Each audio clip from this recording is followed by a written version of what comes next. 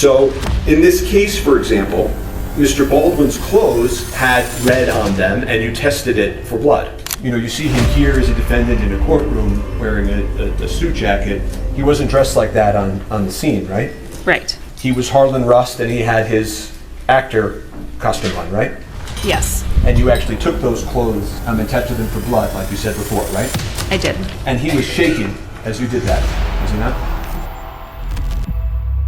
Is that you were looking for Starline brass, silver .45 ammunition, correct?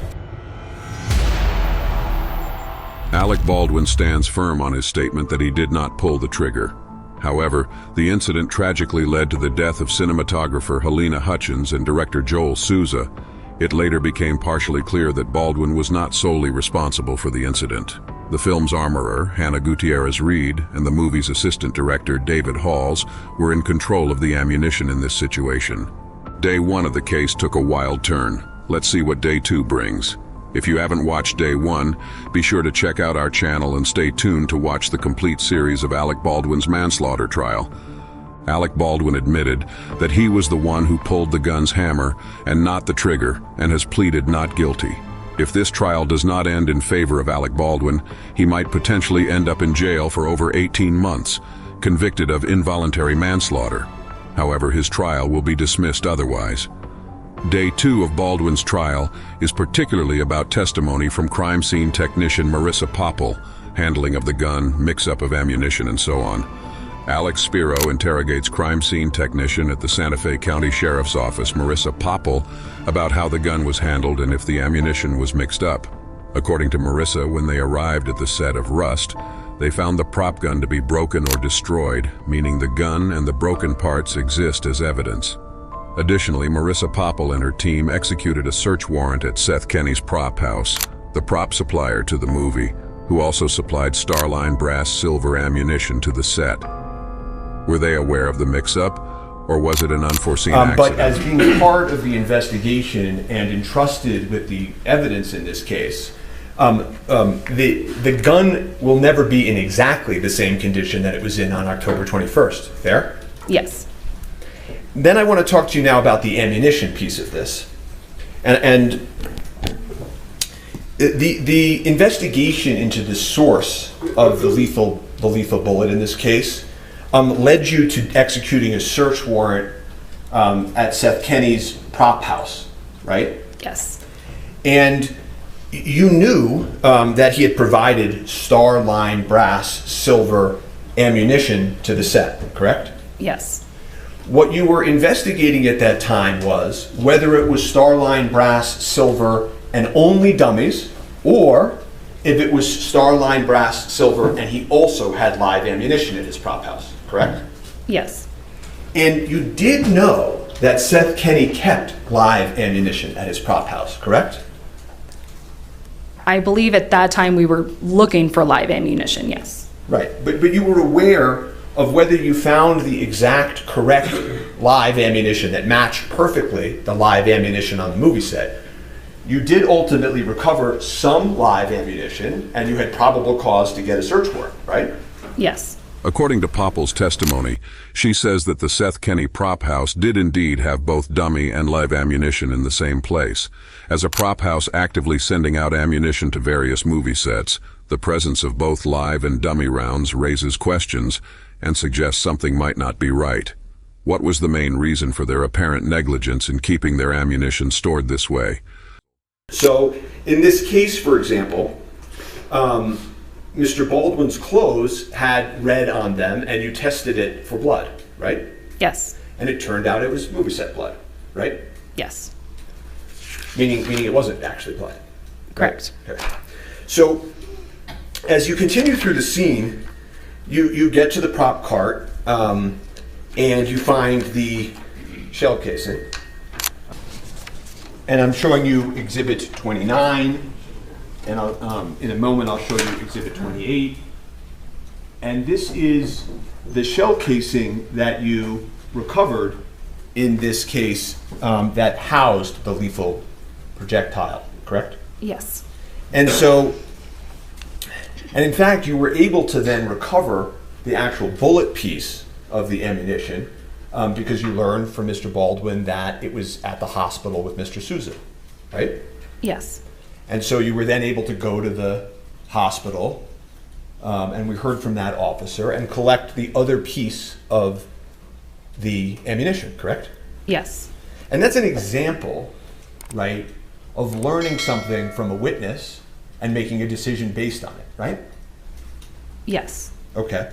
And as to the prop gun, because you learned from Mr. Baldwin that he just manipulated the hammer, you didn't test the trigger of the firearm, correct? I'm sorry, you're asking if I myself tested the... Trigger, yeah. I'm not qualified to do that, so it was not completed by myself.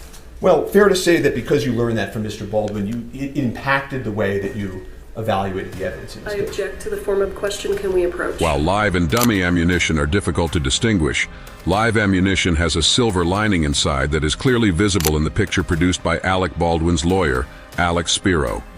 This close-up of the ammunition in the gun holster evidently shows the mix-up. According to Spiro's defense, Alec Baldwin should not be held accountable, which seems fair.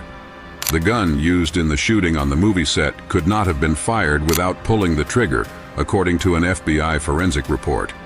With the hammer in the quarter and half cock positions, the gun could not be made to fire without a pull of the trigger, the report stated.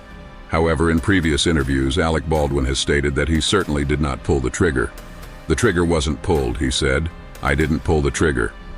Not only does the FBI forensic reports contradict Baldwin's statement, but also Justin Neals, a sales representative for the company that imports Pieta firearms. Neals said he's taken 5 to 6 customer service calls a day since he began working with the company in 2018, and he has never received a call about that gun model shooting on its own. Additionally, Alessandro Pieta, who manufactures reproductions of collectible firearms, testified it is not possible to fire the gun Baldwin used on the set without exerting pressure and pulling the trigger. This gun cannot fire without pull of trigger because of the mechanics and design of trigger was made to work in this way, Pieta said. He noted in his testimony that the guns go through quality control at his company by the Italian government's regulatory body and the Bureau of Alcohol, Tobacco, Firearms, and Explosives. Those checks include drop tests, Pieta testified. He mentioned that the gun was made for a trade show in 2016 or 2017, and Pieta was personally involved in producing the sample. However, there is no proven evidence that Baldwin brought live round to the set. A new evidence that has been relieved is that the person who turned over a box of munition following Gutierrez's trial is a friend of the armorer's father, a widely respected armorer in Hollywood. On redirect of Popple, Morrissey confirmed who gave the ammunition. She hinted the man, a family friend of Gutierrez, had a reason to implicate Seth Kenney, the Rust weapon supplier. The case grows intense and aggressive as Spiro's quick, harsh questioning increases compared to day one. Alec Baldwin remains composed throughout the 10-hour trial. Does this imply he is confident the final judgment will favor him? However, there is another evidence provided in the court against Alec Baldwin, which was allowed by the judge Mary Marlowe Summer. They presented in court a limited portion of his call with his wife after the shooting. This was when Alec Baldwin appeared somewhat anxious and brought his hands up to his face. Surprisingly, Alec Baldwin abruptly left the courthouse in between while his lawyer Alex Spiro was arguing. He not only surprised the viewers but also the judge in the Santa Fe District Courtroom. He later returned with a cup of coffee in his hand, while the special prosecutor Morrissey asserted to Summer that the call in which Baldwin tells his family to still come to New Mexico and that they'd have fun, which does not match the defense's characterization of Baldwin's state of mind. Additionally, Alec Baldwin did not know yet of Hutchins' death. However, he sure was aware that she was severely injured, the special prosecutor said. And if the defense hasn't spent all of this time saying how panicked and upset he was, I'm not sure that it would be relevant, but he is actually planning basically a vacation, Morrissey told the judge. The special prosecutor Carrie Morrissey presented the court with yet another critical piece of evidence where Baldwin himself had acknowledged the dangers associated with ammunition, including blanks. Baldwin stated that blanks can kill, which indicates his awareness of the potential lethality of blanks, even without live ammunition. Morrissey argued that Baldwin's own words should be considered as evidence of his understanding of firearm safety and the potential consequences of mishandling. Like previously stated by Carrie Morrissey, The phone call between Alec Baldwin and his wife portrayed him as a different man, where he was discussing and planning a vacation with his family, which blatantly opposes the gravity of the situation. Later, Baldwin's defense entered into evidence a document detailing the scene the actor was supposed to film, which included instructions that the thumb cocks the firearm. Again, where Alec Baldwin insisted that the firearm misfired when he cocked the gun, denying that he ever pulled the trigger, however. Baldwin's lawyer defends him, saying he only did as he was instructed to.